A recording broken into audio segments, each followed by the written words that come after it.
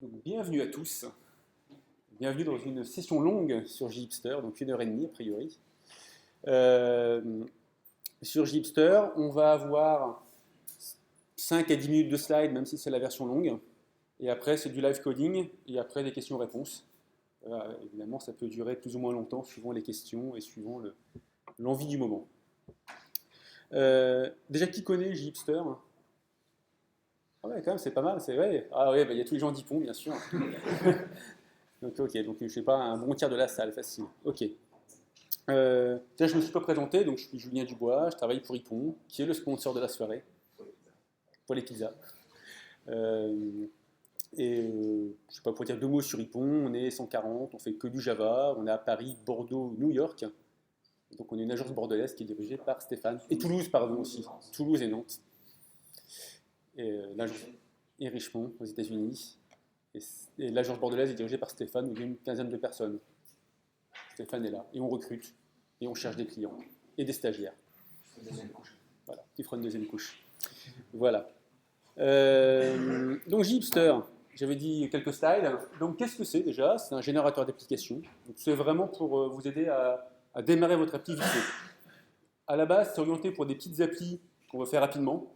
Je sais pas, vous voulez faire une appli en un mois, c'est très bien adapté pour ça.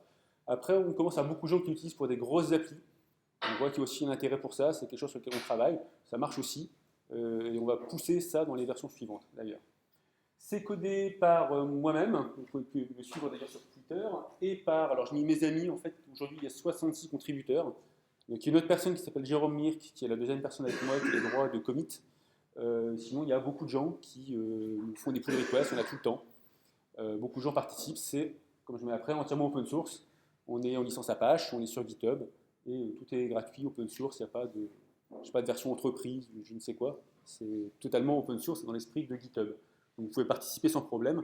On a mis un gros document de contribution pour aider les gens quand ils veulent contribuer, mais c'est vraiment c'est open. Est-ce que ça marche bien? Donc sur GitHub, on a des très bonnes stats aujourd'hui. On est bientôt à 1200 étoiles GitHub. Donc on est au-dessus de Grails, on est juste en dessous de JBoss. Je pense qu'on va les dépasser d'ici un petit mois, quand même. On a donc 66 contributeurs, 258 forks, donc on a un truc qui est assez, enfin, qui bouge bien. Le projet a à peine un an, donc c'est pareil, c'est quand même, c'est bien pour un projet aussi jeune. Il y a eu des conférences partout dans le monde, donc moi j'en fais en France, il y en a eu au Canada par mon collègue Jérôme, il y en a aussi aux États-Unis, à Taïwan, enfin ailleurs, par des gens que je ne connais pas, c'est pour ça que je dis que c'est open. Vous pouvez faire des conférences dessus si vous voulez, il n'y a pas de problème. Des gens qui ne me préviennent pas toujours d'ailleurs, j'apprends après coup, c'est une conférence dessus, c'est marrant. On a eu des articles un peu partout, je cite surtout InfoWorld parce que apparemment c'est très très suivi. Enfin, quand on a eu cet article-là, nous ça a décuplé le nombre de visites. Je suppose que beaucoup de gens lisent ça, moi je suis sur Reddit typiquement. Et on a beaucoup de retours projets réussis. Chez Ypon aujourd'hui, on va dire qu'il y a 5 projets réussis avec JHipster, mais en dehors d'Ypon, il y en a beaucoup. Moi je fais régulièrement chez des clients qui l'utilisent, mais même des fois sans Ypon, pour ceux aussi qui m'appellent. Il y en a aussi à l'étranger, on a pas mal de retours. Si vous allez sur Stack Overflow, on voit beaucoup de gens qui posent des questions et on voit qu'ils viennent de partout et qu'ils en font pour de vrai. Donc on a beaucoup de retours de projets. Je reçois aussi beaucoup de mails, de gens qui sont contents ou qui posent des questions. Alors quand ils sont contents, je les remercie. Quand ils posent des questions, je les renvoie sur Stack Overflow. Non, parce que là, il y en a trop. Hein. Là, vous n'imaginez pas le nombre de... Enfin, quand il y a autant de stars GitHub, c'est que vous avez beaucoup de monde qui arrive et c'est pas traitable. Donc on essaie d'avoir un process un peu propre là-dessus. Et on essaie d'avoir que des discussions publiques. C'est-à-dire que c'est sur les tickets GitHub ou c'est sur Stack Overflow pour que tout le monde puisse suivre. Parce que toute question est bonne. Donc qu'est-ce que ça fait Gipster? Ça fait 3 choses. Ça génère un backend Java, ça génère un front-end AngularJS, et ça vous configure une suite d'outils de travail pour travailler avec ce backend et ce front-end. Je vais les détailler, mais déjà le backend Java, on n'est pas le seul générateur de backend Java, il y en a d'autres. Des générateurs d'AngularJS, il y en a d'autres également. Par contre, des outils qui font les deux déjà, de AngularJS sur du Spring, moi j'en connais pas d'autres. Et surtout des générateurs qui vous donnent la suite d'outils de travail bien configurée qui va bien ensemble. Là, honnêtement, je crois qu'il n'y a rien d'autre. Je pense que c'est aussi pour ça que le projet marche bien. Ça correspond à un besoin. Beaucoup de gens aujourd'hui font du Spring côté, font du Java côté serveur, font l'AngularJS côté client, et ils veulent faire marcher les deux. Au passage, On y reviendra dans ma démo. Il y a des gens qui disent ouais, c'est facile, moi je fais mon Angular, je tape sur Spring, tout marche bien. Ça fait une année que je bosse dessus. Il y a plein de petits. Enfin, par défaut, ça marche bien. Il y a 95% qui marchent bien. Et il y a plein de petits trucs qui ne marchent pas. Et c'est ces 5% qui font perdre plein de temps. Et c'est ça qu'on résout sur Gipster, entre autres. Et c'est ça, entre autres, qui le rend utile. Vous allez voir, surtout sur la sécurité, il y a pas mal de choses à faire, sur l'internationalisation, etc. Et on résout tout ça pour vous. Et c'est ça qui est sympa, c'est d'avoir un ensemble intégré qui fonctionne. Donc je vais détailler techniquement chaque point. Enfin, je fais la stack technique vite fait. Côté Java, on est sur du Spring. Donc, on utilise Spring Boot, qui est un outil pour auto-configurer, on va dire Spring, qui est très populaire. Aujourd'hui, c'est le truc qui marche le mieux côté Spring. La sécurité, on a Spring Security, qu'on a pour le coup pas mal, on va dire, modifié, pour des cas précis, typiquement avec AngularJS. L'accès à la base de données, alors on commence à voir que le générateur, il a des options. On peut générer une application soit JPA avec du Hibernate, une base de données SQL, ou du NoSQL avec MongoDB. Donc là, on génère soit l'un, soit l'autre. Mais on reste dans le même style de développement avec du Spring Data. On va voir Spring Data, ça vous aide à faire vos requêtes. Et on a la même configuration Spring Data pour les deux, ce qui simplifie pas mal de choses. Enfin, on a rajouté, je dirais, du classique avec Spring, du cache, du clustering, du monitoring. On va détailler ça dans la démo. Chacun uniquement est déjà un petit peu compliqué. Ce qui est bien ici, c'est qu'on a l'ensemble qui fonctionne de manière cohérente. Le vrai travail, il est là. Ça, c'est côté back-end. Côté front-end, l'optique, c'est de faire une single web page application. Donc, c'est une page dans laquelle vous avez tout, et c'est des fragments de page qui changent suivant les choix de l'utilisateur. Par contre, ce n'est pas obligé, c'est ce qu'on sous-entend. Donc, si vous ne faites pas ça, c'est possible. Par contre, ça sera un peu plus compliqué pour vous. Vous pouvez faire aussi des pages, pas Ajax, des pages classiques avec du time-diff. Donc, on a d'autres choix. Mais disons que l'état d'esprit principal, c'est de faire une single page web app. Côté framework HTML, CSS, donc on est parti sur du HTML5, boilerplate et du Twitter Bootstrap. Donc on est entièrement responsive, etc. Là aussi, il y a un travail d'intégration avec AngularJS, etc., qui a été fait. On est évidemment internationalisé. AngularJS par défaut ne l'est pas, donc on a rajouté un projet pour ça, et on l'a aussi intégré côté serveur, parce qu'il ne s'agit pas de changer la langue que côté font. Il faut aussi que si vous dites que vous parlez allemand, quand on vous envoie un mail, il faut qu'il soit aussi en allemand, sinon ce n'est pas cohérent. Il y a aussi tout un travail d'intégration sur la langue. Et enfin, on propose optionnellement le support des WebSockets avec Atmosphere. Donc, si vous voulez faire des WebSockets, c'est une option à choisir au démarrage de Gipster, et vous avez Atmosphere qui est préconfiguré. Pareil, il y a le front et le back qui fonctionnent. C'est là aussi où il y a du travail. Et troisième point, parce que c'est bien d'avoir un front et un back qui fonctionnent, c'est une suite d'outils. Donc je vais détailler, on va les voir à l'œuvre dans le live coding. J'ai, on va dire, 4 outils principaux. Donc Yeoman, c'est un outil qui sert à faire des générateurs. C'est là-dessus que moi je me base. Gipster est un générateur Yeoman. Après, Yeoman donne d'autres choses. En particulier, on verra, on fait des sous-générateurs qui vont nous aider quand on développe. Donc on a pas mal de choses basées sur Yeoman. Ensuite, en termes de build, on a le choix entre soit Maven, soit Gradle. Donc les deux fonctionnent. C'est un choix pareil au démarrage de l'application, enfin quand on commence à la coder. Je vous conseille quand même Maven, que je maîtrise mieux, qui aura moins de bugs. Encore que Gradle, on a, on va dire, un mainteneur officiel depuis pas longtemps, donc qui corrige bien les bugs, donc ça devrait être bon. On cherche aussi des gens, des fois, sur les technos comme ça, pour maintenir une techno que la personne aime bien et qui connaît bien, parce que je ne connais pas tout. Côté front, on a le choix entre Grunt et Gulp.js pour construire le front. Donc c'est on va dire un équivalent de Maven en termes de construction. C'est ça qui va minifier le code, qui va lancer les tests, etc. Donc Grunt et Gulp sont concurrents, donc là aussi c'est un choix à faire. Donc là vous pouvez croiser les choix, vous pouvez prendre Maven et Gulp, et Gradle et Grunt, etc. Les choix par défaut c'est Maven et Grunt, qui sont honnêtement les deux meilleurs choix, enfin en tout cas moi les deux que je connais le mieux. Les autres marchent, mais voilà, je les connais moins bien honnêtement. Et dernier outil, c'est Bower. Donc Bower, c'est un générateur un package manager pour le JavaScript. Donc ça vous permet de télécharger des librairies JavaScript, je ne sais pas, vous voulez jQuery, et des librairies aussi CSS. Donc ça peut tout télécharger en gérant les versions. Là, l'intérêt ici, c'est qu'on a l'ensemble qui fonctionne de manière intégrée. C'est-à-dire que Bower met des dépendances à un endroit que Grunt connaît et que Maven connaît aussi, etc., pour que tout fonctionne. Donc, il y a un travail d'intégration qui a été fait là. Cette suite d'outils, elle est aussi importante parce qu'elle vient toute packagée. En fait, on va voir qu'on génère l'application, puis après, une fois qu'elle est générée, on travaille avec. Et c'est ces outils-là qui nous aident. pour travailler, et s'ils ont été bien configurés, ben, on va bien travailler, on va être efficace. S'ils ont été mal configurés, ben, ça ne va pas bien se passer. Voilà. Vous avez des questions sur tout ça? Non? Ça tombe bien, parce que j'ai plus de slides. Non, je triche. En fait, j'ai... Ah, pardon, une question. Oui.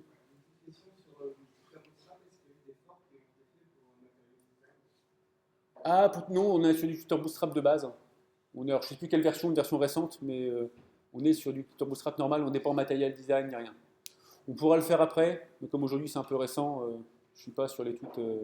Alors, oui, c'est Gipster, donc, ah oui, j'ai pas dit sur Gipster, c'est Java Hipster, donc le côté Java c'était le côté Spring, le côté Hipster c'était le côté AngularJS, mais essaye comme d'avoir un truc stable et qui marche à peu près partout. Donc on n'est pas non plus trop hipster, on n'a pas trop de versions alpha. Au début c'était un peu ça. Bah, d'ailleurs, non, j'ai un bon exemple, en fait, c'est Bower. Parce qu'il y a d'autres générateurs Yeoman que Gipster, eux qui sont très branchés JavaScript. Et Bower, vous n'êtes pas forcé de fixer les numéros de version. Si vous ne les fixez pas, vous upgradez tout seul. Donc dès que quelqu'un met une nouvelle version, vous l'avez. Donc ça c'est super, ça peut être une super idée. Sauf qu'il y a plein de gens qui font des tas de bugs tout le temps. Et dès que vous avez une dizaine de librairies, en gros, il y a toujours un mec qui va la casser à un moment, enfin qui va casser quelque chose. Et comme c'est mis à jour automatiquement tout le temps, ben nous, nos premières versions, c'était au bout d'une semaine, c'est cassé, on ne sait pas pourquoi, c'est réparé, on ne sait pas pourquoi. Et c'est un énorme bazar, donc maintenant on fixe. Donc on est hipster, mais on essaie d'avoir un truc qui marche, parce que sinon c'est... En fait, on a aussi un générateur qui, je pense, est plus compliqué que la plupart des générateurs concurrents. Donc généralement, les autres, ils ont style 3 dépendances AngularJS, que c'est pas gênant, AngularJS, ils gèrent bien leur montée de version. Et nous, quand on a un peu plus de choses, on est un peu plus, je vais dire, fragile. Il faut faire un peu plus attention, quoi. Il y a plus de choses, donc on intègre plus de choses, il faut moins jouer à prendre les dernières versions alpha de tout. On va le voir. J'ai le même truc, j'avais la question ce midi chez Ypon pour Spring. On prend, donc en fait, on hérite de Spring Boot, qui nous donne plein de versions toutes figées. Et nous, derrière, on refait une passe de test. Et alors, on peut parfois upgrader des versions, mais on ne le fait pas trop, parce qu'on sait que Spring Boot, ils ont déjà testé plein de choses ensemble qui marchent bien. Donc nous, on fait une deuxième passe, on est sûr d'avoir un truc qui est à peu près stable. Alors que si on monte de version, alors qu'eux ne l'ont pas fait, on sait qu'on prend un risque. Si on pas de montée de version, il y avait une bonne raison. Donc là, j'ai monté de version, par exemple, Liquibase, parce qu'ils ont un bug entre Hibernate, Liquibase et Spring Boot, quand on va dans le cloud. Donc ça, comme on est au courant, des fois, nous-mêmes, on corrige des choses, mais généralement, on reste, enfin, on ne joue pas trop à être au tout dernière version de tout, parce qu'on sait que ça va nous exploser à la figure. Ah, comme tout le monde. Et pardon, je ne dis pas de slides. Si, il y a des slides, parce que j'ai comme une appli, donc on va faire une fausse appli. Comme je fais ça pour présenter dans des conférences, c'est une appli pour gérer les conférences. Donc c'est une application, donc là je me mets en situation, je dois développer cette application-là pour, je sais pas, pour Devox. Donc j'ai des sessions, donc des talks dans ma conférence, des gens qui vont aller parler. J'ai des speakers qui vont venir à ma conférence. Donc un speaker peut parler à plusieurs sessions, bien sûr. J'ai des salles de conférences, donc il y a plusieurs salles, pareil, une conférence a lieu dans une salle, mais dans une salle il y a plusieurs conférences. Et pour, parce que c'était un peu simple, j'ai fait un truc un peu plus compliqué, j'ai un many-to-many, je peux taguer mes conférences, donc je peux dire c'est une conférence sur Java et sur la mobilité, et sur les générateurs de code. Et tout ça, ça me fait un magnifique diagramme UML. Mixter font de l'UML. Donc en fait, j'ai 4 tables, 2 one-to-many et une many-to-many. Enfin, 4 tables, vous savez déjà en Hibernate, mon many-to-many, je vais avoir une table de jointure. Donc là, j'ai un truc un peu compliqué à faire. Donc là, je vais arrêter les slides, je vais commencer à coder. On va générer l'appli par défaut. On va coder, on va dire cette chose-là. On aura une appli par défaut. On va voir après que l'appli par défaut, elle ne va pas nous suffire. Parce que l'appli par défaut, elle aura par exemple des choses que je voudrais rajouter en termes de sécurité ou de présentation. On va voir pourquoi. Et là, je vais être forcé de coder. Donc on va voir comment les outils comme Grunt, etc. vont m'aider à développer. Ou Spring, qu'est-ce qui va m'aider dedans à développer. Une fois qu'on aura tout développé, une appli qui marche bien, l'idée c'est de la déployer dans le cloud pour être directement en prod et que vous puissiez jouer avec directement. D'habitude, je fais ça en 30-40 minutes. Comme on a plus de temps, on va le faire, je sais pas, en 1 heure, 1h10. On va voir, suivant l'envie, l'heure et les questions. Ça vous va? Je m'assois. Vous voyez au fait ou pas? Ouais. Hop. Ah bon, oui. Bah, vous allez me dire, je vais éteindre pour voir.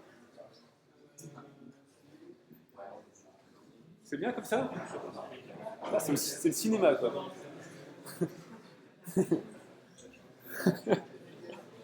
Bon. Alors,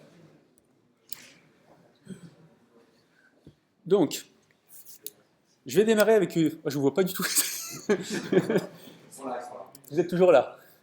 Donc, je vais démarrer une application vierge. Donc, je me crée déjà un répertoire. Donc, j'avais fait Bordeaux Jug. Vous allez voir que j'ai triché. J'ai une application déjà toute faite pour si je me plante. Donc, celle-là est vierge. Donc, j'ai rien dedans. Donc là, je vais appeler jhipster. Donc, c'est Yeoman qui fait ça. Donc, je fais You jhipster. Des hipsters ou pas. Et là, je vais avoir un certain nombre de questions qui arrivent. Donc, on va me proposer des questions alors simples. Quel est le nom de mon application? Je vais l'appeler Bordeaux. Quel est mon nom de package? Bon, je vais passer sur les questions simples. Il y a des questions un peu plus intéressantes. Quelle version de Java je veux? Donc, si vous êtes en Java 7, on vous génère une application Java 7. Si vous choisissez Java 8, c'est du Java 8. Comme on a des hipsters, on est en Java 8. Donc, on aura des lambda, des optionals, etc. qui vont être générés. Ce qui est assez amusant. Si vous voulez voir comment ça fonctionne, c'est un bon exemple d'utilisation des lambda et des optionals. C'est plutôt sympa. On est en train de travailler dessus encore pour toujours l'améliorer. Ça reste assez récent quand même. Et ensuite, j'ai une question de sécurité. Est-ce que je vais utiliser une session avec des cookies? Donc, c'est du Spring Security classique ou du OAuth 2. Ça, c'est un truc assez structurant pour la suite. C'est pour ça qu'on le pose assez tôt. OAuth 2, c'est un système de token. Est-ce que je vais utiliser une base de données, relationnelle ou pas? Donc, soit du SQL, soit du NoSQL. Alors, en fait, on commence à voir que j'ai des questions qui, sur les questions que j'ai posées avant, il y a des choses qui vont changer. J'aurais pris Java 7 avec mon SQL, j'aurais des requêtes, on va dire que quand je traite mes requêtes, j'aurais été en Java 7 sans lambda, Java 8, j'aurais eu des lambda. J'aurais choisi une authentification avec des tokens, j'aurais eu des tables en plus. Là, je vais choisir du SQL ou du NoSQL. Si je prends MongoDB, je génère mes tables et mon Java pour du MongoDB. Si je choisis du SQL, je génère tout en JPA. On voit bien que là, mon générateur a beaucoup d'options et que ça devient vite exponentiel. Et a priori, toutes les options fonctionnent dans tous les cas, vu le nombre d'utilisateurs qu'on a. Je vais rester sur les options de base, mais si vous voulez du MongoDB, ça marche pareil. La seule différence, c'est qu'on ne sera pas aussi avancé sur les relations, les one-to-many, etc. Ça ne va pas marcher en MongoDB, mais on aura la même application MongoDB qui fonctionne. D'ailleurs, en sécurité, également avec OAuth 2, on a nous-mêmes notre propre implémentation de Spring Security avec OAuth 2 sur MongoDB. Donc ça, c'est qu'avec jhipster, vous n'avez pas le choix, si vous le voulez. Et être en stateless complet de bout en bout. Donc j'ai resté sur du SQL. Comme j'ai choisi du SQL, on me dit en prod, qu'est-ce que tu veux, du MySQL ou du Postgres? Je vais rester sur le défaut. En dev, j'ai une troisième option qui est intéressante, c'est H2. Donc H2, c'est une base mémoire qu'on vous auto-configure. Et en plus, quand vous lancez l'application, vous avez accès à une URL /console. Vous avez une console H2 qui est préconfigurée, où vous êtes déjà pré-authentifié. Vous avez accès à toutes vos informations de base de données. En dev, moi c'est ce que je préfère parce que tout est en live, tout change à chaud, c'est très sympa. Par contre, pour ma démo, je vais prendre du MySQL parce que je pourrais plus facilement vous montrer faire mes requêtes. En dev, moi c'est H2 que j'utilise. Comme j'ai choisi une base de données relationnelle, Jhipster sait que je vais utiliser JPA, donc il me propose un cache de second niveau. J'ai le droit entre pas de cache, un cache normal avec Hcache, ou un cache distribué avec Hazelcast. Ensuite, pour mes sessions HTTP, j'ai le choix entre des sessions en cluster ou pas. J'ai aussi Hazelcast pour le clustering. Si je veux des WebSockets, c'est maintenant que je peux choisir pour prendre Atmosphère. Donc quand je fais ça, Jhipster va me rajouter des jars en plus avec Atmosphère, côté serveur. Côté client, il va me rajouter le JavaScript d'Atmosphère. Il va aussi vous générer des pages d'exemples. Donc il y a un exemple d'utilisation d'Atmosphère, à la fois côté client et côté serveur, qui se veut utile, qui est plutôt sympa pour traquer les utilisateurs. Mais c'est plus pour vous montrer comment ça fonctionne, pour que quand vous voulez développer avec, vous ayez déjà un exemple sous les yeux. Ensuite, je suis parti sur les outils de build. Bon, je vais rester sur Maven. Franchement, ça ne change pas grand-chose, ça, Maven ou Gradle. Pour le front, je vais rester sur Grunt. Et je peux utiliser Compass pour faire mes CSS, que je n'utilise pas. Là, Jhipster est parti pour tout me générer. Il génère toute l'appli. Et comme c'est une application Maven, je peux déjà l'ouvrir avec mon IDE. On peut déjà voir ce que ça fait. Alors ça marche avec Eclipse, avec NetBeans, ça marche avec Maven. Donc il suffit d'avoir un IDE qui comprend Maven et ça va marcher. Bordeaux Jug, j'ai appelé ça? Non. Bordeaux Jug. Voilà. Donc là, on retrouve une application Maven standard. On voit le src, main Java, on voit un pom.xml, enfin, ceux qui font du Maven sont tout de suite à la maison. IDEA m'a même reconnu Maven, hein. On voit que j'ai voilà, mes profils, j'ai tout qui va bien. Et au passage, Gipster aussi a auto-configuré l'IDE. Je ne sais pas si vous avez vu, j'avais un point éditeur config qui m'a configuré, tiens, voilà, qui vient de passer, qui me configure mon annotation, etc. J'ai un git attribute qui m'a configuré, et un git ignore qui m'a configuré git. En fait, ce qu'on essaie de faire, c'est de vous pousser des bonnes pratiques, vous donner un projet, enfin, pas vous donner que du code, mais vous donner aussi une configuration correcte et bien pensée pour que tout fonctionne bien. Donc là, si je vais voir mon application, donc j'ai mon POM Maven. Tout à l'heure, j'avais choisi MySQL. Je prends toujours le même exemple, mais donc, si je recherche MySQL, j'ai les jars de MySQL qui sont là. Si je recherche MongoDB, je n'ai pas de MongoDB. Voilà. J'aurais choisi MongoDB, j'aurais eu l'inverse. Et si j'ouvre un petit peu mon application, donc j'ai src main Java. Là, c'est mon code Java classique. Donc c'est une application Spring Boot. Quand je vais dans la config, on retrouve. Alors j'ai pas de configuration XML, hein, je suis en Spring, pure configuration Java de Spring. Parce que les hipsters font plus de XML en Spring. Toujours en Maven, hein, j'ai pas le choix en Maven. Donc je ne sais pas si j'ouvre ma configuration de sécurité. On va retrouver ici un add configuration de Spring et un add enable web security pardon, de Spring Boot. Donc ça c'est Spring Boot qui m'auto-configure Spring Security. Donc par défaut, j'ai peu de choses à faire. Si ce n'est, donc ce que rajoute Gipster, c'est que je sais que Spring Security ne marche pas bien avec la requête Ajax pour le login et le logout, c'est pas prévu. Donc j'ai rajouté mes propres handlers pour le login et le logout. J'ai rajouté des choses. Vous êtes sur une configuration par défaut de Spring, Hibernate, Spring Security. Simplement, on a modifié ce qui devait l'être pour que ça fonctionne correctement avec AngularJS. AngularJS, ce sera la même chose. Vous avez une configuration par défaut, si ce n'est ce qui était nécessaire pour que ça fonctionne correctement avec Spring. Donc normalement, c'est un truc sans trop de surprise, avec une configuration par défaut. Voilà, donc j'ai plusieurs fichiers de config pour qu'on a détaillé. Voilà pour la sécurité, pour le web, pour l'accès à la base de données, j'ai une pool de connexion, etc. Je pense que là, je choque personne, hein, c'est du classique. À côté de cette configuration-là, j'ai une architecture en couche assez classique. Des objets de domaine. Donc j'ai un user ici. On va générer une classe user qui, donc vous voyez, j'ai les annotations JPA, hein, c'est une entité qui est mappée sur une table. Comme j'ai choisi d'avoir un cache tout à l'heure, quand je générais, bah, j'ai une annotation add cache. Et j'ai un certain nombre de choses qui sont préconfigurées pour mon utilisateur, avec du bin validation pour valider correctement mon objet. Ça sera utile côté JPA quand je sauvegarde, et côté REST, quand je vais vouloir valider mes objets avec bin validation. Et ensuite, j'ai des trois couches classiques. J'ai une couche repository qui est codée avec Spring Data, donc qui est relativement simple. Je ne sais pas laquelle est la plus parlante. Là, vous voyez, là, j'ai une requête avec Spring Data. Enfin, Spring Data me génère automatiquement la requête JPA qui va bien en fonction du nom de ma méthode. Donc, j'ai ma couche repository.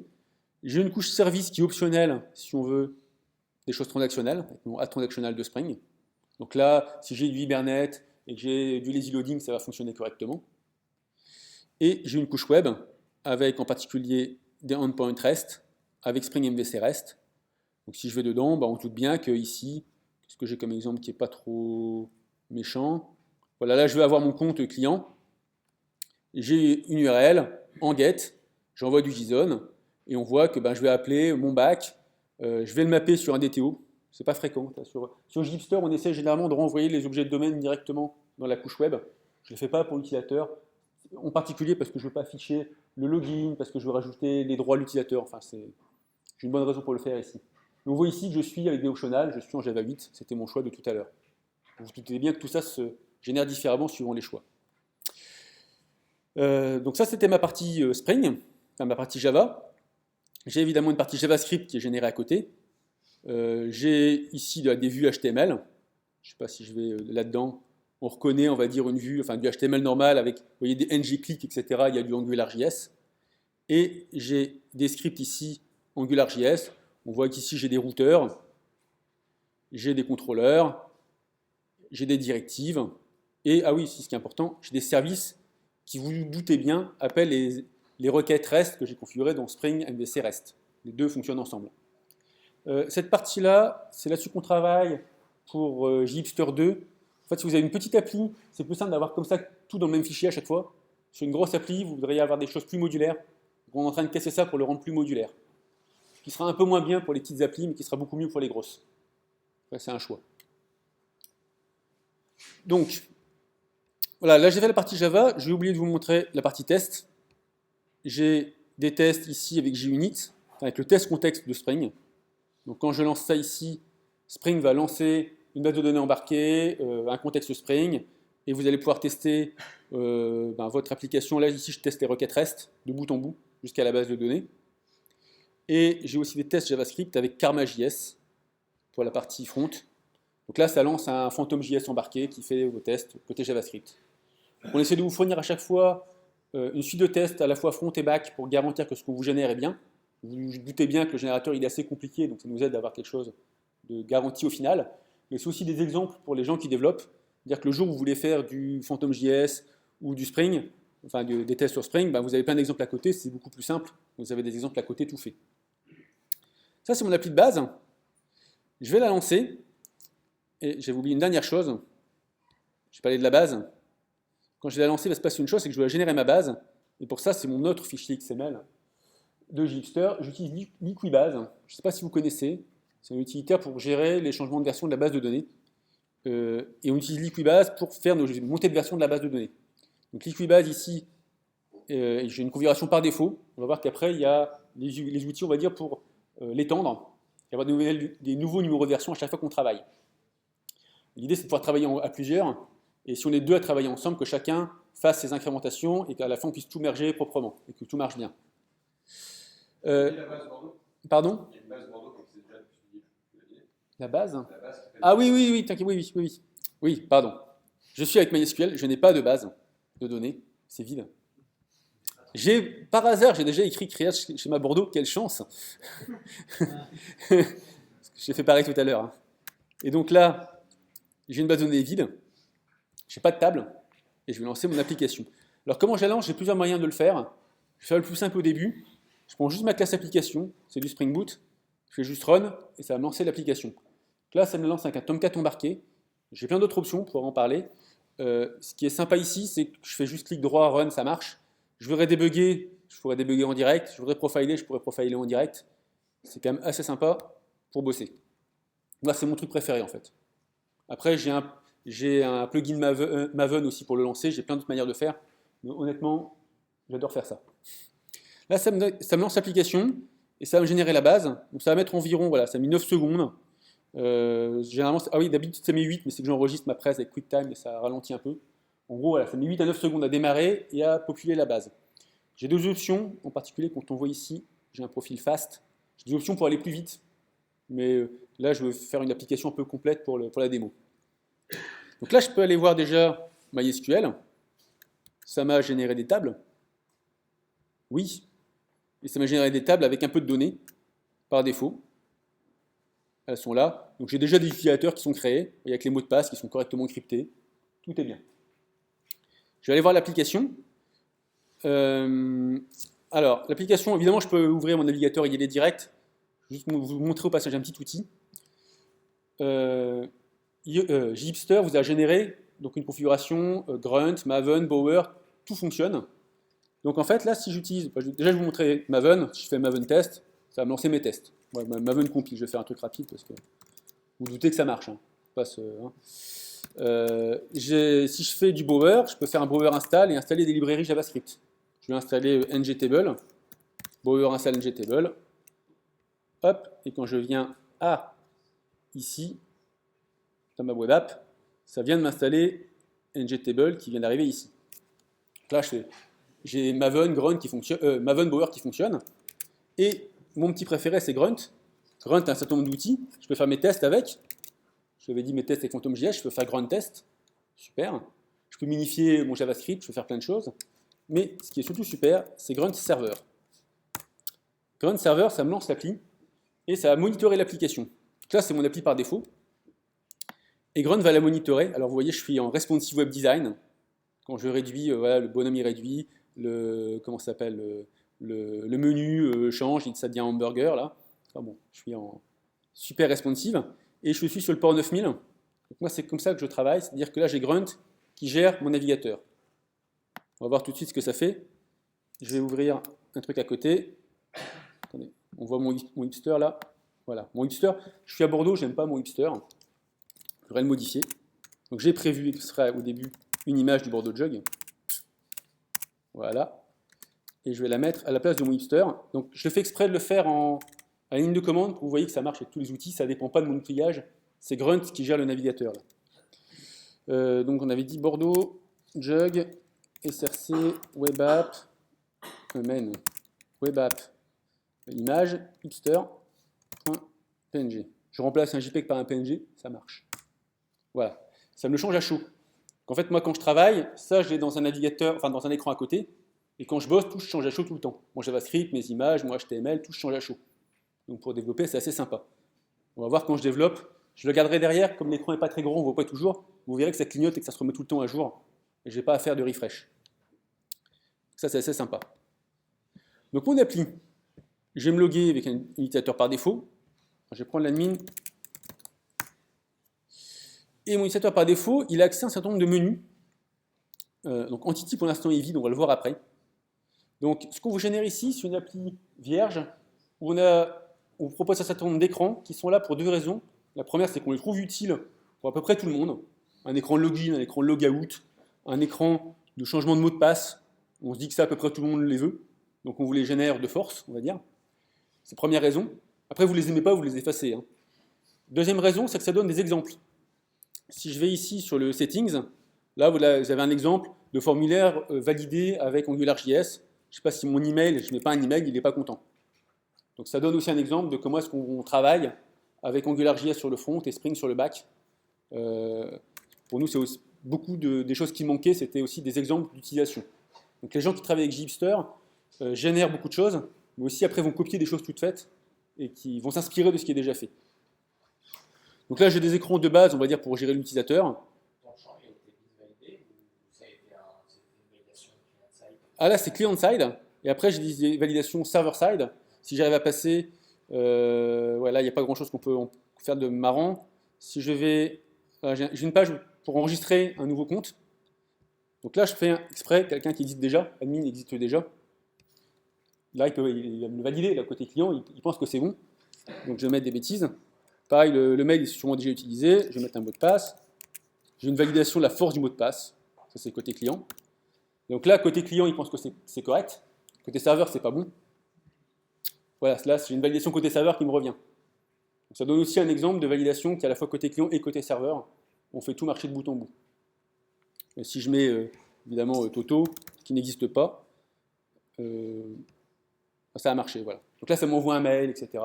J'ai une clé de validation. Donc on a tout un système de validation, enfin de création de compte qui est assez évolué.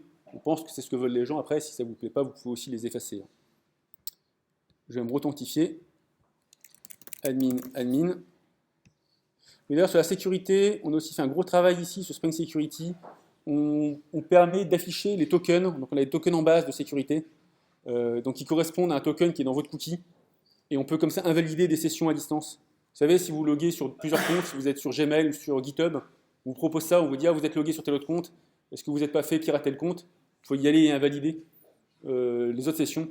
Ça n'existe pas par défaut en Spring Security, et donc on l'a rajouté. Donc on fait quelques ajouts à Spring Security qui nous paraissent utiles. Donc ça, c'est la gestion de compte. Petite question. Oui. Est-ce que ça ne termine pas par des team requests à Spring Security? Parce qu'il y a Si. plein de choses qui sont... Ah si. Alors, par rapport au... En fait, on travaille, c'est amical avec Rob Winch et compagnie.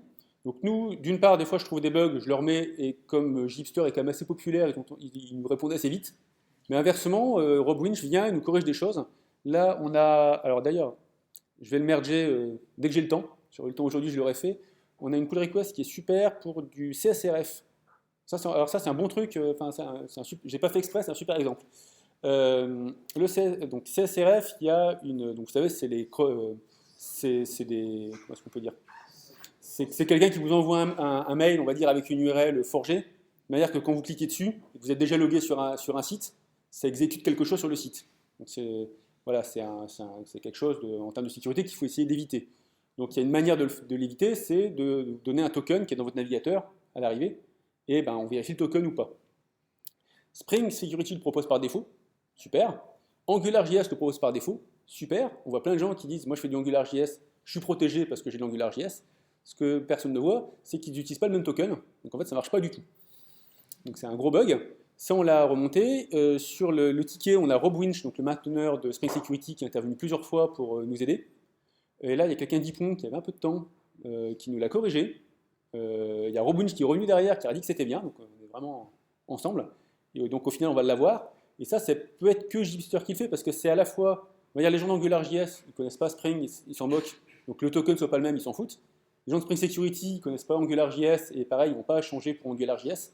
Donc à part si nous on fait une petite couche, en fait c'est bête, hein, on réutilise le même token, hein. On configure AngularJS pour utiliser le token de Spring Security. Mais grâce à ce petit travail-là, on a une sécurité réelle de bout en bout, qui n'existait pas sinon. Donc sur ces choses-là, Spring Security nous aide. Des fois, ils reprennent de notre code. Des fois, ce n'est pas le cas. Là, c'est compliqué. D'ailleurs, en fait, la modif qu'on a faite, c'est dans AngularJS. C'est dans le code client. Donc, ils n'ont rien à reprendre. Mais ils vont nous aider. Ça, c'est assez sympa. Mais ça, c'est des nouveautés. Enfin, sur Gipster, moi, j'ai un grand changement depuis 3-4 mois. Depuis que le projet est très populaire. Quand j'ai des bugs sur Spring Security, il y a l'équipe de Spring Security qui m'aide. Quand j'ai des bugs sur Liquibase, les mecs de Liquibase, ils viennent aider, etc. Donc, aujourd'hui, Atmosphere, c'est pareil. Donc, ça, c'est que des gens qui sont, on va dire, très sympas pour venir nous aider. Bon, c'est normal aussi, c'est que nous on fait leur pub derrière. Hein. Aujourd'hui on a plus d'étoiles GitHub que Liquibase, donc Liquibase, on leur ramène plein d'utilisateurs, ils sont contents, donc ils viennent nous aider en échange. Mais ça c'est une des grosses forces du projet aujourd'hui, c'est la communauté comme ça qui arrive à travailler ensemble. Et puis d'ailleurs, notez au passage ce truc-là, moi j'ai rien fait. Moi je suis content de regarder les pull requests et de merger, ce qui permet d'être un peu plus scalable, parce que si tout repose sur moi, ça va plus. Surtout que je connais pas tout. Hein. Des fois, là, il y a des questions, des fois, ça y va. Donc là, j'ai fait le compte client. Oui, on a beaucoup d'écrans d'administration qui sont très populaires. Le plus populaire, c'est Metrix. Donc là, on utilise une librairie qui s'appelle. Aujourd'hui, c'est Drop Wizard Metrix. On a changé de nom plusieurs fois. Ça vient de Yammer à l'origine. Et donc, on a des Metrix sur la JVM, des Metrix sur les requêtes HTTP, des Metrix sur les bin Spring. Et on va voir ça, ça a pas mal d'intérêt sur la suite encore. Des métriques sur le cache, le hashcache, j'avais choisi le hashcache, donc j'ai des métriques dessus. Et j'avais une pool de connexion, donc j'ai des métriques sur ma pool de connexion également. Donc je vois à peu près ce qui se passe sur mon serveur à tous les niveaux. Si j'ai un problème de perf, je vais voir que, je sais pas, mon cache marche pas bien, que tel endpoint rest est lent, etc. C'est des données fournies directement par Spring Boot? Alors il y a des données qui viennent de Spring Boot, mais pas toutes. Spring Boot, par exemple, il ne doit pas proposer le hashcache. La data source CE, celle-là non, ça vient direct de Metrix. Donc il y en a qui viennent de Spring Boot, il y en a qu'on a fait nous-mêmes, suivant les besoins. En fait, à l'origine, Spring Boot n'avait rien. Je pense que là, par contre, c'est eux qui ont un peu copié sur nous. Depuis, ils en ont de plus en plus, mais ils n'ont pas exactement les mêmes que nous, parce qu'il y a des choses qui... je pense que EHCache, c'est pas leur truc. Enfin, après, ça dépend. Hein. Après, ils peuvent reprendre le relais nôtre. Hein.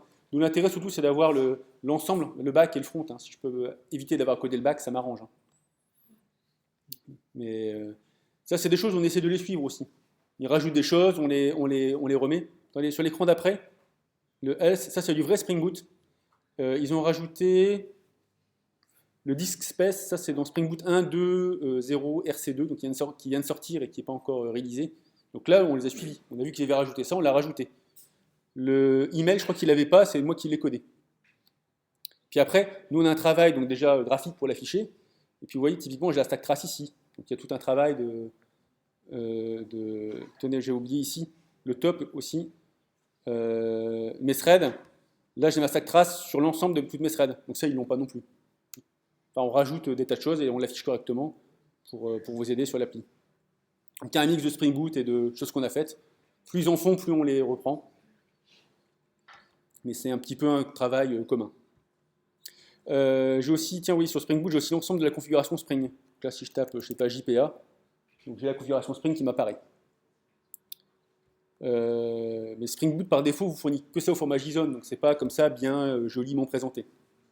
Voilà. On a rajouté aussi des pages d'audit. Alors là par contre c'est un mix de Spring Data JPA et de Spring Security, donc c'est un audit de sécurité. Donc on voit que je me suis connecté, j'ai eu des erreurs de sécurité. Ça c'est assez populaire, il y a beaucoup de gens qui le veulent en fait. Les audits de sécurité, les gens aiment bien. On a une page pour changer les logs à chaud. On utilise logback. Ça mouline un peu. Ah, l'écran est petit. Je vais faire Security aussi. Voilà. Alors, je sais pas, Ajax. Voilà. Donc là, je peux changer mes logs. Ceux-là sont debug, je peux les mettre en warn. Et plutôt ceux-là qui sont en warn, je pourrais les mettre en trace pour voir ce qui se passe. Donc là, je change mon niveau de logging à chaud. Donc là, ce qui est sympa, c'est que je peux monitorer, changer mes logs à chaud et voir tout ce qui se passe quand j'ai des problèmes sur l'appli. C'est assez pratique. Et dernier truc, on utilise Swagger pour générer une documentation sur l'ensemble de l'API REST. Donc si je vais ici sur la contre-source, ben j'ai, super, c'est vous que je vais à l'hôtel comme ça. Je ne sais pas, je vais aller faire, j'ai un petit get ici sur mon compte. Ça c'est automatiquement généré par Swagger.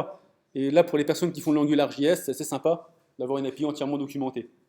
Les gens qui font de l'AngularJS ne connaissent pas toujours Spring, MVC, donc ça les aide pas mal. Ça c'est l'appli par défaut. Ah, j'ai oublié une chose, pardon. On est multilangue. On a 13 langues aujourd'hui.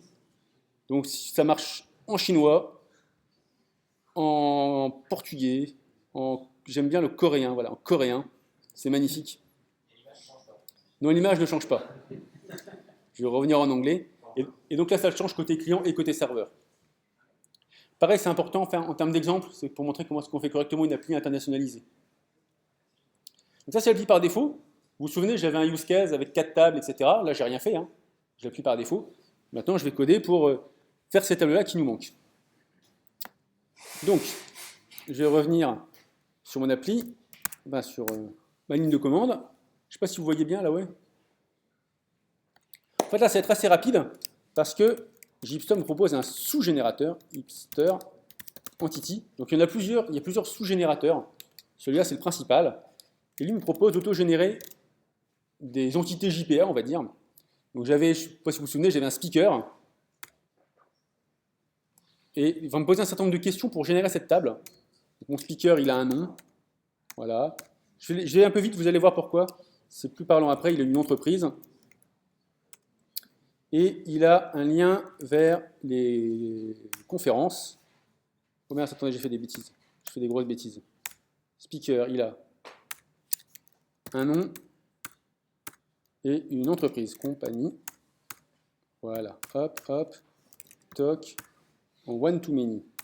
Là, je m'arrête là exprès pour vous montrer. On voit bien que je suis en train de créer une table. Vous voyez ici, j'ai mon nom qui est en string, compagnie qui est en string, toc qui est en one-to-many. On sent bien que je suis en train de générer une table en fait.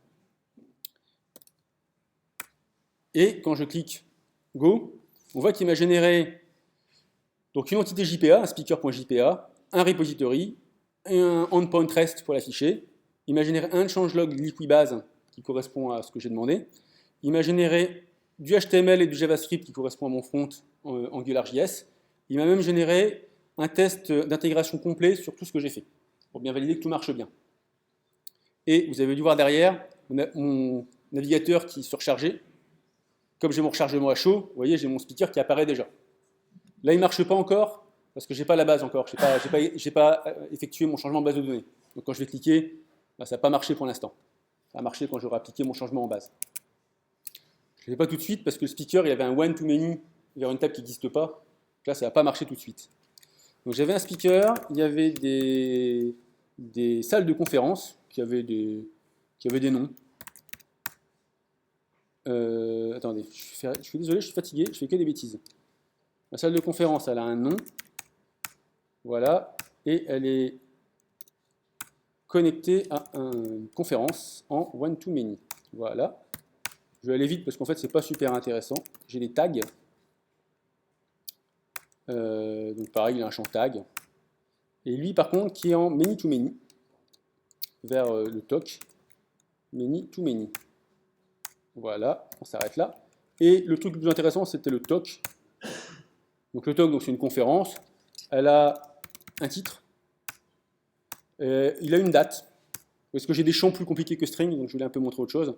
Le titre date time. Donc ça, c'est du Yoda time. Pareil, il y a toute une intégration Yoda time, à la fois niveau JPA, côté Spring MVC REST, puis après, il faut que ça s'affiche correctement dans AngularJS, donc il y a un vrai travail d'intégration de tout ça. Et lui, il est lié au speaker, ce coup-ci c'est dans l'autre sens, en many-to-one. Hop, il est lié à la salle de conférence, pareil en many-to-one. Et il est lié au tag en many to many. C'est lui le owner de la relationship. Oui. Voilà. Yes. Donc là, ça va tout générer. Si je vais derrière, vous avez vu, ça rafraîchit tout le temps. Tout est là. On va voir. Ça m'a fait des tests d'intégration. Tenez, je vais ouvrir mon navigateur. Je vais éteindre. Donc j'aurais pu continuer de bosser sur mon navigateur, mais histoire de montrer que ça marche aussi en Maven, si je peux faire un Maven test, ça va me lancer tous les tests. C'est un bon truc pour voir si j'ai fait des erreurs quand j'ai écrit. Voir si j'ai tout bien fait. Donc le test en fait lance une base de données en RAM, applique tous les changements, il fait je ne sais pas combien de tests parce que ça en génère un paquet. Voilà, j'ai pas fait d'erreur, j'ai 32 tests. Youhou. Donc là je suis à peu près sûr que ça marche. Donc j'aurais pu relancer avec le navigateur, là je vais lancer avec Maven histoire de changer, pour vous montrer que ça marche aussi. Ça fait pareil. Donc là ça m'a mis à jour ma base aussi, j'ai oublié de dire. Si je fais un petit refresh, hop, ah, pas encore. Si ça mouline un peu, allez voilà. Donc là j'ai mes tocs, j'ai mes users. Vous vous souvenez, j'ai un many-to-many, ça m'a fait une table de jointure. Si on regarde, ça m'a aussi fait les bons index, les bons foreign keys, etc. Il y a tout un travail là-dessus qui a été fait. Et si je reviens dans mon application, là maintenant quand je clique, ça marche. J'ai fait un refresh, j'aurais pas dû. Donc là, j'ai 4 entités qui ont été créées. J'ai mon speaker, on va dire c'est moi. Je suis chez Hippon. Donc là, on a un truc classique, hein, créer, éditer, effacer. Bon, je sais pas, Julien, Stéphane. Voilà. J'ai des salles de conférence. Je ne sais même pas où on est. Salle 1, salle A. À mon avis, j'avais des tags. Donc voilà, je ne sais pas, Java. Et puis surtout, j'ai mes conférences qui sont un peu le truc complet. Donc je peux dire Jhipster, c'est super. Je parle en langage SMS parce que je suis jeune. Qui passe à 20h. Le speaker, c'est moi, il m'a retrouvé. Il m'a retrouvé la salle. Il m'a retrouvé mon many-to-many. Vous avez vu, j'avais un champ date aussi. Enfin, j'ai tout qui fonctionne. Donc là, jusqu'à présent, tout est cool. J'ai rien codé. J'ai une belle appli qui est responsive, à peu près. Ouais. Sur celui-là, je vais faire un deuxième truc. Attendez, je vais faire un deuxième truc parce que, pour mon exemple, c'est quand même plus sympa. J'ai une autre presse, intro.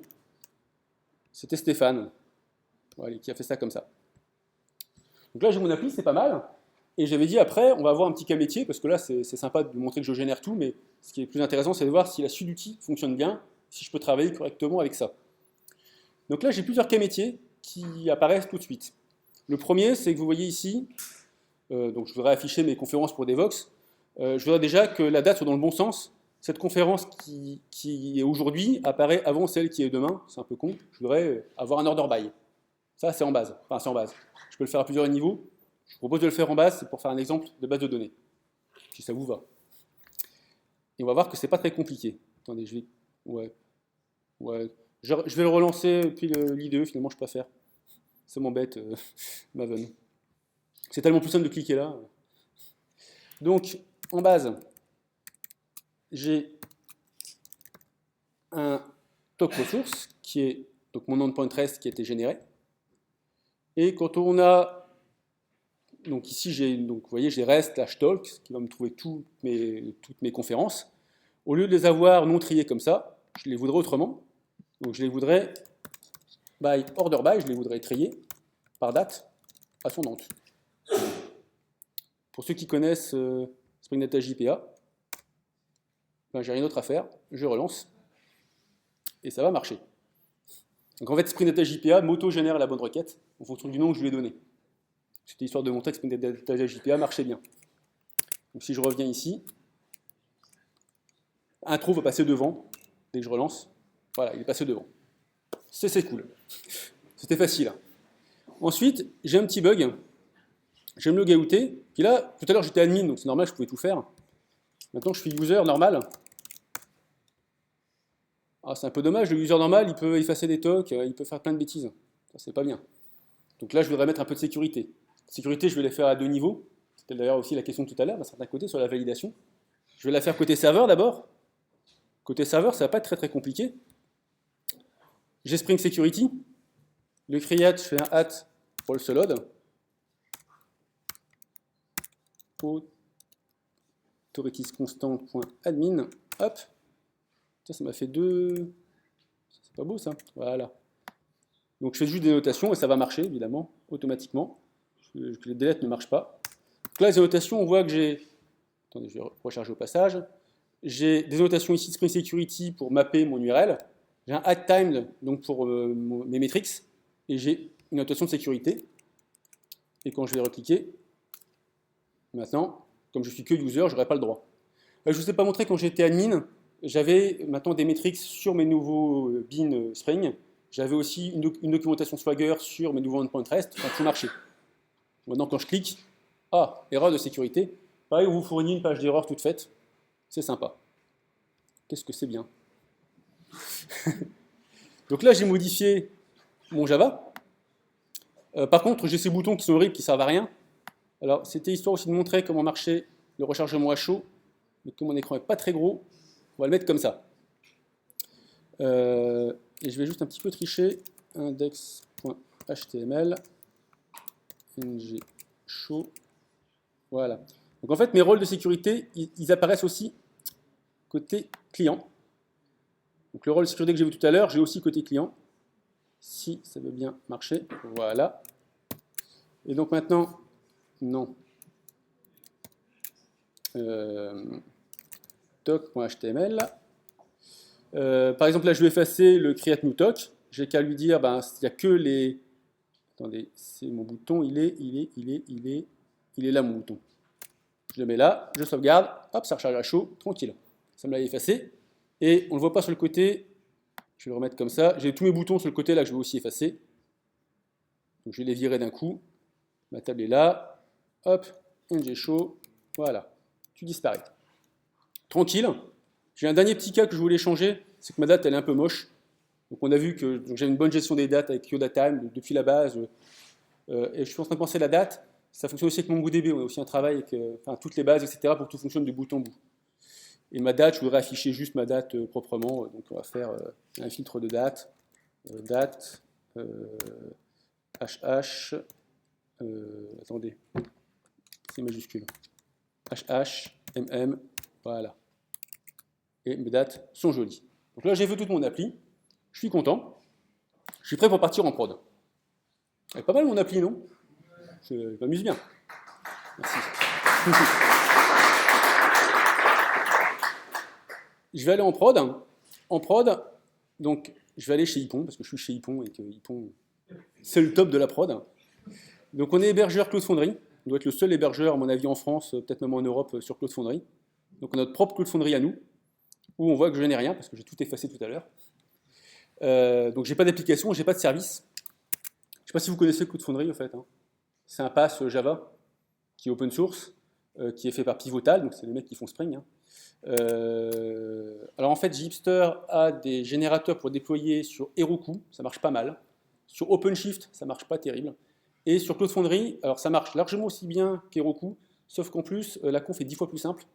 Donc, comme c'est moi qui vous génère la conf, vous à la rigueur, c'est pas grave. Ceci dit, c'est quand même mieux d'avoir une conf simple.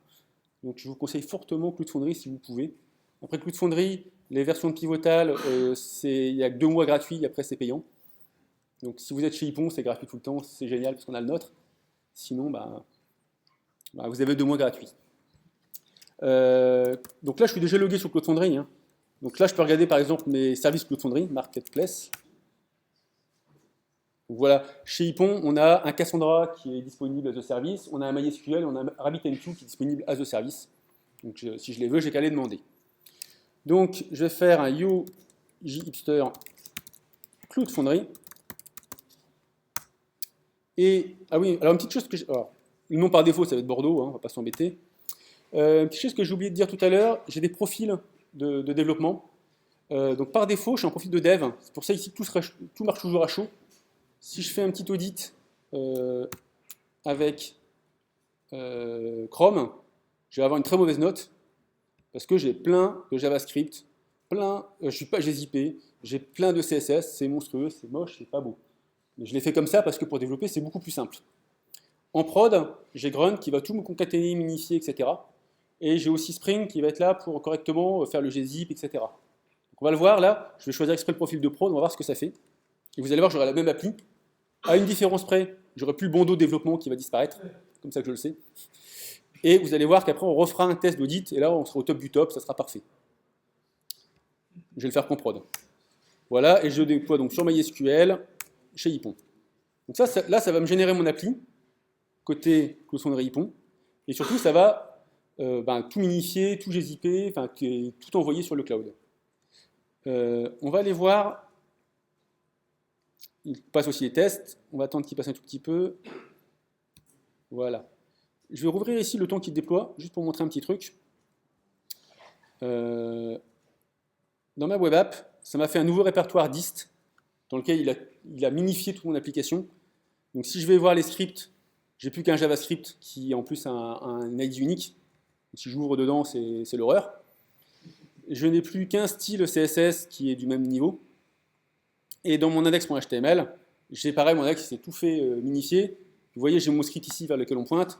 Vous, vous doutez bien que là, en termes de perf, j'ai le top du top de la minification possible. Ça, c'est Grunt qui fait ça, c'est des outils JavaScript qui sont très très bien faits.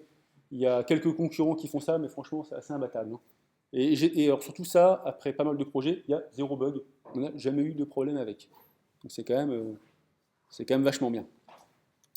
Je vais regarder si j'ai déployé. Il est en train de déployer. Alors, on va regarder ce qu'il fait. Je vais ouvrir une nouvelle requête. Enfin, une nouvelle... Parce que Cloud Foundry, ce qui est sympa, c'est qu'on peut voir à jour ce qu'il fait. Logs Bordeaux, on l'a appelé. Là, il est en train d'attendre que ça arrive. Et je vais aller voir ici. Donc voilà, là, ça m'a généré, on voit qu'il y a une base de données qui a été créée. On voit qu'il y a une application bordeaux.cf.epon.io qui a été créée. Les deux sont bindés ensemble. Hein. Et là, là c'est bon, ça déploie. Donc ça va mettre environ 20 ou 30 secondes à déployer. Oui, alors je suis sur une pool de connexion qui est assez limitée, donc il se reconfigure automatiquement, etc. Vous voyez, on voit les speakers, les talks qui arrivent, etc. Et voilà, j'ai tout qui marche. Vous pouvez déjà cliquer dessus d'ailleurs, enfin, dès que c'est lancé, vous pouvez cliquer dessus. Et oui, ça marche. Et donc là, comme vous voyez, donc je suis sur bordeaux.cf.epon.io, je suis direct sur Internet. Si vous avez un mobile, vous pouvez y aller. Juste, ne changez pas le mot de passe tout de suite. Merci. C'est le piège. Là, si on va dessus, donc là, je suis directement sur le cloud. Donc j'ai mes métriques qui fonctionnent aussi, sauf que c'est ma JVM chez Ypon. J'ai mes requêtes, là vous voyez maintenant, j'ai mes speakers, etc. Tout est là, hein. Tout est arrivé. Et si je vais revenir sur la première page, si je fais un petit audit là de perf, je confonds toujours, je vais faire un reload. Là, je vais avoir un truc très bon, parce que j'ai qu'un JavaScript. Voilà. Le seul browser caching que je dois faire, c'est pour l'internationalisation, ce qu'on est en train de changer d'ailleurs. Mais là, tout est gzipé, concaténé, enfin tout ce qu'on veut, quoi. Donc j'ai la perf totale. Là, si vous y allez, vous pouvez jouer dessus. Je vais vous voir vous loguer dans les sessions ici. Ah, mais il y a déjà des gens. Et on peut s'invalider nos sessions les uns les autres et s'amuser. Bon, bref, c'était pour l'exemple. Voilà. Je ne sais pas combien de temps il me reste. Hein. 10 minutes? Un petit quart d'heure. Bon. Là, vous avez vu, là, j'ai fait exprès de traîner un petit peu. On peut aller beaucoup plus vite. Hein. Il y a 3 étapes, en fait. Je génère une application vierge. J'ai des générateurs qui me permettent de préparer toutes mes entités. Ça, c'est ce que je fais au début de l'appli. Une fois que c'est préparé, en gros, la Gypsum ne sert plus à grand-chose. Par contre, son utilité, c'est de m'avoir filé tous les outils. On a vu Spring Data, AngularJS, tout ça qui sont tout configurés, Spring Security, pour pouvoir développer rapidement, facilement. Vous avez vu, mon navigateur, il se met à chaud, il se met à jour à chaud. Dans IDEA, je développe facilement, j'ai qu'à faire un reload et ça marche. Je veux déployer dans le cloud, tout est prévu. Donc c'est quand même assez sympa de bosser avec. Moi, l'idée là-dessus, c'est de montrer à vous, à un client, qu'en 1 heure, on est capable de faire une appli pseudo-métier et de la déployer, que tout fonctionne, et qu'effectivement, si vous avez un vrai besoin de métier un peu compliqué, en quelques semaines, on va dire, on peut vous faire un truc vraiment, vraiment balèze. Après, bien entendu, il y a un travail de Twitter Bootstrap pour remettre à jour, avoir une charte graphique, etc. derrière. Je vais prendre des questions-réponses. Juste avant, juste un petit point sur Gipster 2 qu'on prépare. Donc, si vous voulez nous suivre, j'allais oublier, on a un site web, enfin, on a un GitHub et un site web sur lequel, sur le site web, vous avez plein d'informations et sur le GitHub, vous avez tous les tickets, etc. Donc, si vous voulez suivre ce qu'on se passe, ça se passe là, évidemment. Je vais venir sur GitHub. Vous voyez, si vous avez des bugs, vous pouvez les mettre, vous pouvez mettre des pull requests si vous trouvez des solutions, etc. Sur Gipster 2, on a un travail assez poussé aujourd'hui, surtout sur la modularité. C'est-à-dire que quand on crée de nouvelles entités, tout ne soit pas au même endroit, mais que ce soit par module bien propre. On a une conf AngularJS qui est bien meilleure qu'avant. Il y a pas mal d'autres petites choses. On va aider la génération d'entités, etc. Mais ça reste quand même grosso modo ce que je vous ai montré là. Et graphiquement, ça ne va pas changer normalement. On a évidemment toujours un travail aussi, on essaie de suivre les dernières versions de tout, donc on monte de versions Liquibase, de Hazelcast, etc. Mais ça, quand on l'utilise, ça ne change pas grand-chose non plus. Voilà. On espère la V2 d'ici, je sais pas, 2 semaines, parce qu'en fait le travail de modularisation est assez complexe. Voilà, voilà. Vous avez des questions ou pas? Oh oui, oui. Comment vous positionnez par rapport à Spring Boot en fait, pour les- Ah mais Spring Boot n'existe plus. Spring Boot est mort. Non, je suis méchant. Honnêtement, il bosse plus dessus. Hein. Enfin, voilà. Ah, c'est ce que je pense. C'est plus un secret. Il n'y a plus de Spring Boot. Après, il y a des choses qui ressemblent à Spring Boot. Il y a des choses où Spring Boot était quand même meilleur. Ils avaient un générateur. Enfin, ils regardaient les tables, etc. Mais on n'est pas dans le même fonctionnement. C'est-à-dire que là, c'est nous qui générons les tables et c'est pas les tables qui génèrent le code. Des choses comme ça. Ça va s'améliorer. Ah oui, il y a un truc qu'on va améliorer bientôt avec Liquibase certainement. Liquibase, dans les nouvelles versions, est capable de faire un diff, enfin de générer son changelog, là, le fichier XML qui est embêtant à écrire. Ils sont capables d'analyser la base de données, d'analyser le code JPA qu'on a et de faire le diff. Et donc nous, ça serait parfait. C'est-à-dire que moi, j'ai un souci ici, je vous le dis franchement. Voilà, là j'ai mon, je sais pas, j'ai mon speaker et j'ai oublié, il avait une date de naissance. Pas de chance. Là aujourd'hui, soit je régénère avec mon générateur d'entité, c'est un peu chiant de refaire toutes les questions, etc. C'est embêtant. Pour moi, le plus simple, c'était de faire rajouter ici un private date birthday. C'est normal. Sauf que si je fais ça, j'ai pas le bon changelog Liquibase. Donc en Java, c'est facile. Ben, en Liquibase, je suis forcé de rajouter un fichier de conf ici, qui n'est pas très compliqué, hein, mais c'est un peu embêtant à faire. À partir du moment où Liquibase est capable d'analyser la base de données actuelle, le modèle JPA et de générer tout seul le truc, ça va tout nous résoudre. Donc je pense qu'à terme, on n'aura plus du tout ces soucis-là. Ça va être en gros le modèle Java qui drive tout. On n'y est pas encore. Bon, après, c'est pas très compliqué ce que je vous montre là. Hein. Là, j'ai 2 changements en Java. Enfin, je rajoute un champ. Et puis, côté Liquibase, j'ai un petit fichier d'XML à faire. Hein. Mais au passage, par rapport aux autres générateurs, Liquibase, il nous apporte une certaine complexité. Mais là, vous voyez, si on est plusieurs à bosser, on peut bosser ensemble. C'est versionné. Je l'ai monté de version automatique. Alors, moi, je suis avec H2. Donc, avec H2, si je fais un git pull et que j'ai un collègue qui a rajouté 3 tables, ben, je chope ces tables. Et quand je lance avec H2, ben, ça me génère la bonne base. Et je n'ai pas du tout vu qu'il avait fait des choses. Donc pour bosser en équipe, c'est vachement bien. Après, c'est toujours des contraintes, c'est des problèmes classiques de base de données. Avec Mongo, c'est plus simple. Mais... Et, oui. Je reviens encore sur Spring Boot, le côté génération des aspects, là, qui est complètement mis. En fait. Ah oui, non, on ne fait pas tout ça. Bah là, du coup, là, on va vraiment générer du code que tu vas modifier toi-même. ah non, là, le code, après, il est à vous. Il n'y a aucun... Alors, j'ai aucune dépendance Gipster. Il peut y avoir quelques rares machins Gipster parce que c'est utile. Mais généralement, tout le code, là, si je vais dans Toc, il n'y a rien de Gipster. Si je vais dans... Je sais pas, enfin... Il y a très très peu de Gipster présents. Et en plus, le peu de Gipster présent, c'est généré, c'est à vous. Vous n'avez pas un jar de Gipster dont vous dépendez. Donc en termes de... Parce que moi j'ai aussi pas mal de questions en termes de à qui appartient le code. C'est ce que se posent les questions, enfin, beaucoup de gens dans les entreprises. Donc déjà, on est full open source à page 2, enfin il n'y a pas de souci normalement. Mais en plus, on vous génère un truc et ce qu'on vous a généré, c'est à vous. Donc il n'y a pas de problème de licence, vu que de toute manière, c'est votre code. Et il n'y a aucune dépendance sur Gipster derrière. Les seuls trucs qu'il va y avoir, c'est qu'il y a quelques endroits où on a mis des hooks pour nous savoir où générer les choses. Vous les aurez toujours, mais c'est pas bien grave, quoi. Ça fait, généralement, c'est un fichier, il y a une ligne de commentaires, on a mis Gipster a besoin de cette ligne pour faire quelque chose. Et nous, en fait, on cherche cette ligne pour faire quelque chose. Mais bon, c'est très très rare dans le code. Donc, pour moi, c'est plus quelque chose pour vous kickstarter, enfin, pour démarrer très vite. Et après, par contre, qui vous laisse vous débrouiller après, c'est votre appli. C'est C'est du one-shot balèze. Ah oui. Je voulais savoir, vous avez développé ce projet au sein de l'entreprise qui prend ou en tant que projet à part? Ça, c'est la première question. Et la deuxième partie, c'est pourquoi vous avez développé ce projet? Quel était le besoin? Ah, je vais répondre d'abord à la deuxième question. Mais pourquoi j'ai développé au début, le nom vient de là, c'était pour se marrer. Hein.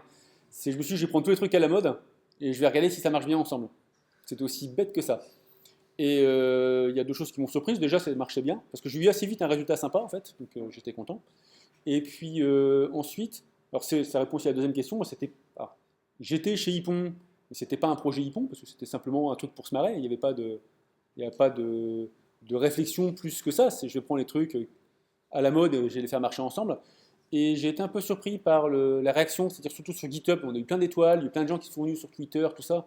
Et ça a un peu pris, ça m'a clairement pris par surprise, franchement. Ce qui fait qu'aujourd'hui, ça a changé. Donc à l'origine, c'est juste du hasard, on va dire. C'est juste quelqu'un qui s'amuse le soir avec des choses qui lui plaisent. Aujourd'hui, c'est devenu quand même, on va dire, plus sérieux. C'est-à-dire que Ypon m'aide clairement. Il me donne du temps. Il me donne, j'allais dire, des hommes. C'est-à-dire que j'ai. Ah oui, pardon. Ce qui se passe aussi, c'est qu'Ypon l'utilise pour ses projets. C'est quand même une autre utilisation. C'est-à-dire que c'est rentable pour Ypon. C'est-à-dire que Ypon, on va voir un client, vous voulez un projet, ben, on vous fait la démo, voilà, vous voyez en 1 heure, on est sur le cloud, c'est vendeur quoi. Donc nous, finalement, ça rapporte de l'argent à Ypon. Et chez Ypon, on est 140. Et on fait que du Java, donc ça touche tout le monde chez Ypon normalement. Et donc à partir de là, forcément, Ypon me donne du temps et me donne, alors, j'allais dire me donne des hommes, j'ai un stagiaire qui m'aide, et surtout quand il y a des gens qui sont, alors j'aime pas le terme intercontrat, des gens qui ont un peu de temps, parce que nous, il y a des gens qui volontairement ont des journées de disponibilité pour faire de la R&D. Donc c'est pas l'intercontrat, c'est une volonté chez Ypon que les gens aient du temps libre pour se former, regarder des choses et pas être tout le temps facturé chez le client. Ces gens-là, généralement, m'aident, soit parce qu'ils aiment bien, donc il y a plein de gens qui le font juste sans demande particulière, soit parce que des fois, j'insiste un petit peu, parce que je sais que quelqu'un est bon dans un domaine et je vais l'embêter. Mais alors, dans les pull requests, j'ai des pull requests d'Ypon. Des fois même, je ne sais pas toujours, parce qu'en plus, les gens, ils ont des logins, des fois, ils ont des logins qui ne sont pas leur nom.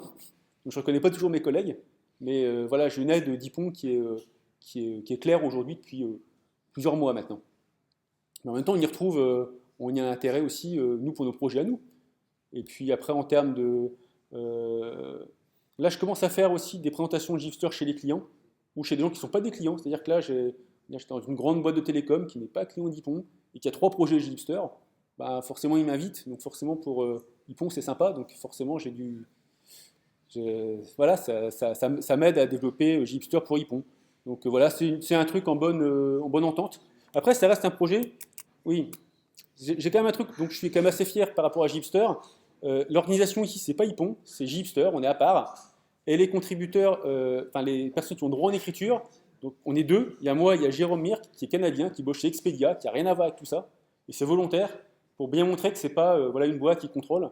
Et par contre, c'est pas une personne non plus. On est plusieurs et c'est communautaire. Voilà. Pardon. Deuxième question. Oui, vous avez déjà utilisé pour des projets, quelle taille de projet, comme de table, quelle dimension? Ça, c'est compliqué, la taille des projets. Je pense que chez Ypon, il doit y avoir au moins des très gros projets qui l'ont fait. Alors, je n'ai pas tout suivi. Non. Moi, chez Ypon, il y a 5 projets avec, plus ou moins grande taille. Je sais pas, il y a un truc à Toulouse, là, ils ont fait un... Si vous allez sur le blog d'Ypon, ils ont fait un retour la semaine dernière. Et pour être franc, je ne l'ai même pas suivi. Et après, il y a des projets plus gros. Donc pareil, j'ai pas forcément, parce que moi je suis pas, parce que je suis aussi facturé sur d'autres projets, je fais aussi d'autres choses, donc je ne suis pas forcément tous les projets d'Ypon, mais je sais qu'il y a au moins un projet qui doit avoir beaucoup de tables, parce que le retour qu'on a eu, qu'ils m'ont fait, et c'est pour ça que maintenant sur Gipster, j'ai un profil fast, ici pour démarrer plus vite. Qu'est-ce qui ralentit au démarrage de Gipster? J'ai 2 choses, j'ai Liquibase, et Liquibase c'est pas trop gênant, ça va, et c'est Swagger. En fait, Swagger c'est super lent au démarrage quand on a plein d'entités. Et eux, ça m'a été 1 minute, donc je pense qu'ils ont un paquet d'entités, donc eux, ils ont dû faire un très gros truc. Et Fast, en fait, désactive Liquibase et Swagger, entre autres. Oui, j'ai oublié de dire, c'est pour ça qu'on fait une V2 avec un truc plus modulaire pour les gens qui ont beaucoup d'entités ou de vues. Après, j'ai pas toujours une idée de ce que font les gens, c'est open source. Hein. Les gens le prennent. Alors, j'ai vu aussi des offres d'emploi dans des SS2I concurrentes où il y avait du Gipster, donc il y a des SS2I concurrentes qui en font. J'ai aussi des pull requests pas mal d'une SS2I concurrente. Bravo, très bien, mais je ne sais pas ce qu'ils font avec, donc je ne sais pas toujours ce que font les gens avec. Mais c'est cool, hein, c'est l'idée. Hein. Oui. Par rapport à Applet Framework, comment ça se situe? Par rapport à Play, oula, ben, déjà c'est en Java. Euh, ensuite on est, ben, enfin Play c'est plutôt, on va dire contre Spring MVC, un truc comme ça, parce que là nous on a tout un front. Enfin il y a plein de choses, on est assez différents en fait. On génère beaucoup plus de choses, on fait le front, on fait la base de données, on est aussi multibase, hein, on est MongoDB, SQL, donc on gère énormément de choses que eux gèrent pas en fait. Après, en termes de framework REST pur, bah, nous, c'est Spring MVC REST et eux, ils ont leur truc à eux. Quoi, et en langage, on est en Java 8 et qui sont en ce cas-là. Mais après, c'est pas vraiment. On va dire, c'est stack de développement rapide Java, si on veut. Enfin, Java. Sur les JVM, si on veut. Pour moi, c'est pas vraiment où j'ai en face, on va dire. C'est en vrai concurrent, si vous voulez, parce que je vois qu'on cherche les concurrents, il y a JBoss Forge qui fait des trucs un peu pareils. JBoss Forge, eux c'est plus proche, ils font aussi un front et un back. Si je ne me gourre pas, c'est en JSF de tête, je suis pas sûr. Et puis si vous allez sur GitHub, ils ont 10 fois moins d'étoiles, donc à mon avis, ça marche pas aussi bien. Puis j'ai oublié aussi un truc dont je suis très fier par rapport à ces boîtes dont on parle. On est full open source, il n'y a pas d'entreprise derrière. Je ne cherche pas à vous vendre du support pour mon serveur d'application JBoss ou pour ma stack TypeSafe avec etc. Il n'y a pas de voilà. C'est pas le même état d'esprit. Après, vous pouvez aussi dire Spring va essayer de vendre des trucs. Hein. Mais ça, c'est pas JHipster. Oui. J'ai une question. Est-ce qu'en termes d'accès aux données, vous pensez générer pour des web services ce genre de choses? Ah oui. Est-ce que pour les backends, on pourrait accéder à des web services? Alors, je ne l'ai pas fait, parce que ça fait partie des nombreuses choses qu'il faudrait faire. J'avais pas mal regardé RX Java pour faire des appels à des services REST distants. Donc ça, c'est pas du tout en cours. Hein. Mais moi, ce que j'aurais bien vu sur Gipster, ça serait qu'on puisse avoir donc plusieurs petits Gipsters qui tournent et qui puissent s'appeler entre eux via RX Java. Donc on pourrait avoir un truc en microservice nickel comme ça. C'est pas fait. Si je le fais, c'est sûr que c'est RX Java à mon avis. Hein. J'ai bien joué avec, c'est super. Mais là, mon bac est que de la base pour l'instant. Donc voilà. Oui. Il me semblait que vous disiez Spring Loaded pour le rechargement. Oh. Et tout le monde me pose la question, c'est incroyable ce truc. Il ne faut pas en parler. Non, oui. Oui. Oui, oui, voilà. Alors pendant longtemps, on utilisait Spring Loaded. Donc, Spring Loaded, ça permet de changer du code Java à chaud. C'est un concurrent de JRebel qui est open source, donc c'est super. On l'a étendu, on a fait un travail, vraiment un gros travail pour bien l'étendre. C'est-à-dire que par défaut, ils ne voient que les classes Java, nous on avait réussi à l'étendre pour qu'ils comprennent ce que c'est que Spring en gros. Donc ils voyaient qu'on avait échangé un service Spring et un contrôleur Spring, ils les rechargeaient bien dans le bon ordre, ils refaisaient l'auto-wiring entre eux, ils rajoutaient les aspects, enfin on avait un truc très complet. C'était super. Oui, parce que Spring Loaded ne comprend pas Spring. J'ai oublié de le dire, malgré le nom. Faut quand même, oui, il faut le préciser parce qu'au début ça surprend. Le seul problème, c'est qu'une fois sur 10, ça ne marchait pas, parce qu'il y a des bugs dans Spring Loaded. On a pas mal bossé avec eux. En gros, ils ne les corrigent pas parce qu'ils n'ont pas le temps. En plus, ils n'ont pas de support de Java 8. Donc petit à petit, ça commence à nous embêter. Donc aujourd'hui, en fait, le travail qu'on a fait, on s'est dit on laisse tomber Spring Loaded. Alors sachant que Spring Loaded, ça rechargeait à chaud, mais ça mettait, on va dire, une petite minute quand même. Alors déjà, pour une raison toute bête, c'est que normalement, il recharge les classes une à une. Et nous, on a fait exprès de les batcher. C'est-à-dire que imaginons que là, je fais un refactoring, je change de classe, le compilateur, il va les compiler. Spring Loaded derrière, il ne sait pas qui a été compilé en premier, il ne sait pas ce qui s'est passé. Sauf qu'en fait, nous, on veut d'abord charger notre service Spring avant notre contrôleur Spring ou notre repository avant notre contrôleur. On a forcément un ordre, nous. Donc on était forcé d'attendre une demi-seconde pour voir que tout soit écrit, tout batché proprement, et ça prenait un peu de temps. Là, le travail qu'on a fait, on a totalement changé ça. Au lieu de s'embêter avec Spring Loaded, alors qui est plus rapide mais qui ne marche pas toujours, si ça veut bien s'éteindre, voilà. Maintenant, j'ai mon nouveau profil Fast, où là, je redémarre mon appli mais avec moins de services. Et là, je redémarre, alors, avec Hibernate, je démarre en 6 secondes, et avec MongoDB, je démarre en 4 secondes. Donc là, j'ai des telles perfs que finalement, je ne m'embête pas avec Spring Loaded, quoi. Je suis avec mon... Ah oui, merde, il faut que je rajoute... Sachant que c'est une appli vide, enfin, vide entre guillemets, mais il y a pas mal de classes qui sont générées. Moi, j'ai pas mal de classes, mais finalement, en gros, 4 secondes... Enfin, donc j'ai 2 secondes d'Hibernate. Hibernate, je pense que voilà, il fait tellement de choses qu'on ne peut pas gagner. Après, c'est essentiellement Spring. Mais 4 secondes, ouais, il fait quand même beaucoup de choses, hein. Il autoconfigure plein de choses, il y a la data source, il y a plein de choses quand même à faire. On peut se dire que sur un projet qui vit un petit peu, temps de démarrage, il diminue généralement pas. Ça devrait, ouais, enfin, c'est-à-dire moi ce qui ralentit c'est Swagger et Liquibase, etc. Donc là en fast, je ne le suis pas. Je cherche juste ma ligne de commande pour fast parce que c'est chiant à écrire. Voilà, pardon. Pardon pour le gros mot, mais ça, voilà, je vais me le copier-coller. Donc là maintenant, quand je fais edit, et je dis je veux tourner avec fast, apply, ok. Donc maintenant quand je démarre, bon, à nouveau j'ai QuickTime qui est derrière, donc je pense que ça va peut-être prendre 7 secondes. Ça va bien me faire perdre une seconde, je pense. On va voir. Donc là, normalement, je démarre plus vite. 7 secondes, voilà. 7 secondes 24. Par contre, j'ai moins de choses. C'est-à-dire que là, si je vais sur l'appli, est-ce qu'elle était où? Elle était là. Donc elle marche toujours, mais le... Ah oui, non, je ne suis pas admin. Attends, oui. Je vais me mettre en... Qu'est-ce que j'ai fait? J'ai fait logout? Alors? Wow! Le bug! Sérieusement, quoi. C'est quoi ça? Bah, c'est quoi? Ah, attendez. Ouais, non, c'est le cache. J'ai fait une bêtise, je pense. Logout. Non plus? Bah, c'est quoi ça? Je suis désolé, j'ai un effet démo horrible. Bon, on va le. Voilà. Hein. Voilà. Ah non! Bon. Voilà, on va revenir là. On va revenir. Ça a marché. Voilà. Donc là, je suis en fast. L'effet démo était scandaleux. Je vous jure que ça marche d'habitude. Et donc là, j'ai Metrix par exemple qui ne marche plus. Je l'ai cassé. Donc si je vais dessus, je vais avoir. Ouais, j'ai tout vide, quoi. Et Swagger ne marche plus non plus. Donc, je n'ai jamais cliqué dessus d'ailleurs. Ouais, c'est tout vide. Par contre, je démarre plus vite. Après, c'est un choix. Hein. Mais moi, pour le dev, en gros, je suis avec Grunt qui me redémarre tout seul. Enfin, j'ai mon navigateur tout le temps à chaud. Et puis ici, je suis en fast. Et j'hésite pas à faire ah, mais oui, je sais pourquoi. Ah, donc c'était pas un effet démo. C'est qu'en fast, pour aller encore plus vite, j'ai changé Tomcat pour utiliser Undertow, qui est le truc de JBoss, qui démarre une demi-seconde plus vite, mais qui a des bugs. C'est un choix. Je suis pas sûr de le garder, Undertow. J'ai pas encore eu ça, j'ai pas encore vu ce truc-là. Undertow, c'est un concurrent de Jetty et de Tomcat. On a le choix entre les trois avec Spring Boot. Et Undertow arrive en Spring Boot 1.2, et donc c'est buggé. Mais ça va plus vite. Ouais, voilà, c'est. Voilà. Ouais, vous pouvez aller vite, ou bien, mais pas les deux. C'est. Voilà. Est-ce que vous avez d'autres questions, ou est-ce que vous voulez aller boire des bières et des... Ah, oui. Oui, j'ai juste une question. Ça paraît assez fondamental comme type de projet. Ouais. Est-ce que c'est aussi dans d'autres langages Ah oui, alors le gros truc, parce que je suis quand même un gros copieur, enfin un gros copieur. Au début, on n'avait pas copié, hein, on ne les connaissait pas. Hein,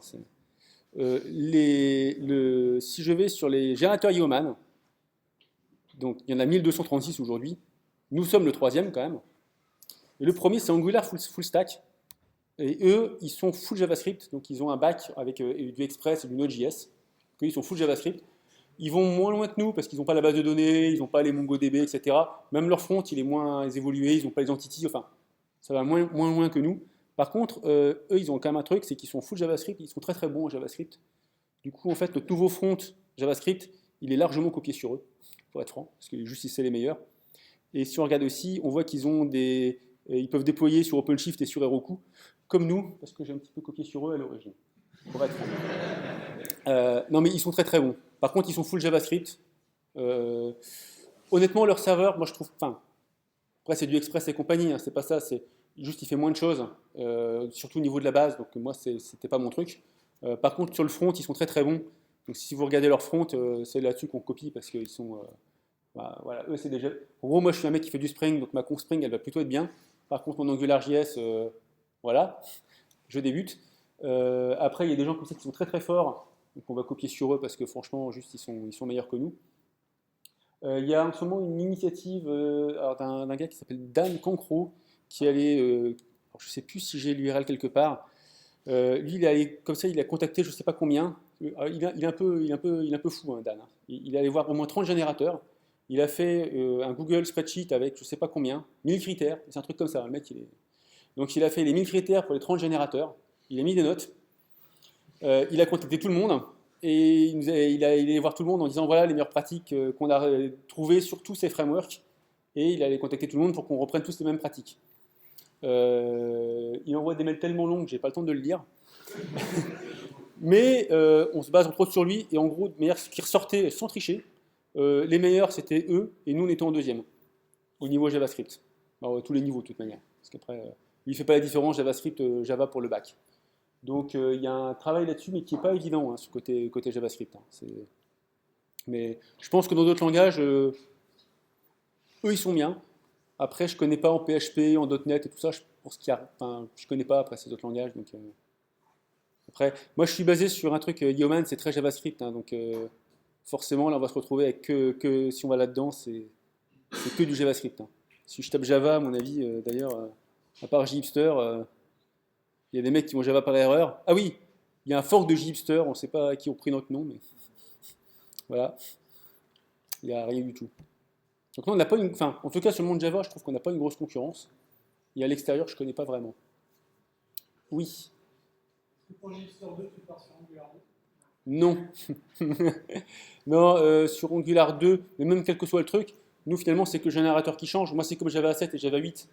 En fait, sur Java 7 et Java 8, si on regarde mon code, en fait je fais des if and else. Je fais if et Java 7, je fais mon code Java 7, else Java 8, et j'ai ça tout le temps. Donc en fait, si je voulais faire un truc compatible Angular 1.2, pardon, Angular 1.3 et Angular 2, quand il sera sorti, je ferais d'abord des if and else, puis à terme, je virerai le vieux, quoi. Là, c'est ce qu'on va faire sur Java 7 et Java 8, quoi. On a des if and else, et quand Java 8 va être sorti, enfin, quand Java 7 va être end of life, on va le virer. Et nous, c'est pas trop embêtant. Enfin, c'est pas trop embêtant, c'est voilà. C'est du boulot, mais c'est pas voilà. Après, mon problème, c'est pas pour nous. Enfin, en gros, pour le générateur, on est tranquille, c'est pour les gens qui l'utilisent. Donc vous, en fait, vous générez votre application avec. Mais c'est vrai que c'est un truc que je n'ai pas montré, parce que c'est quand même tout le temps la question. Je génère mon appli, je fais une montée de version, je voudrais gérer ce qui s'est passé, enfin réussir à faire des diffs pour monter de version. Ça, c'est embêtant. Il y a deux solutions. Donc là, je refais exprès JHipster et je l'avais modifié. Donc, vous doutez bien qu'il va se passer des choses. Donc, Yeoman, déjà, voilà, il voit que j'ai modifié ma configuration Liquibase. Il a un peu d'outillage. Je propose de faire des diffs, par exemple, et de voir ce qui est modifié. Donc, après, c'est un boulot de merge, tout simple. Ça, c'est le truc par défaut. Moi, pour être franc, je ne m'embête pas. J'écrase tout. Et avec Git, je fais du cherry pick et je prends ce qu'il faut. Donc, je m'embête à merger à la main. Maintenant, avec Git, c'est pas trop mal fait. Si on n'a pas trop en gros, si vous n'avez pas trop touché aux classes JHipster, enfin générées par JHipster, ça va. Si vous avez tout modifié, après c'est aussi un choix. Si vous avez tout modifié, peut-être une bonne raison, peut-être que vous ne voulez pas le nouveau code. Et à un moment, il faut merger à la main, quoi. Donc, je ne crois pas qu'il y ait de solution à ça. D'autres questions? Aucune? On mange? Les pizzas sont prêtes ou pas? C'est un cours de recherche, mais on va commencer à faire. Ah. Eh bien, merci beaucoup.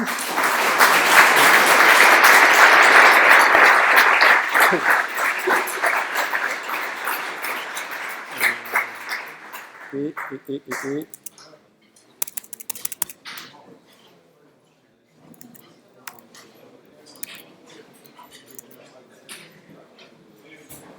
Ah.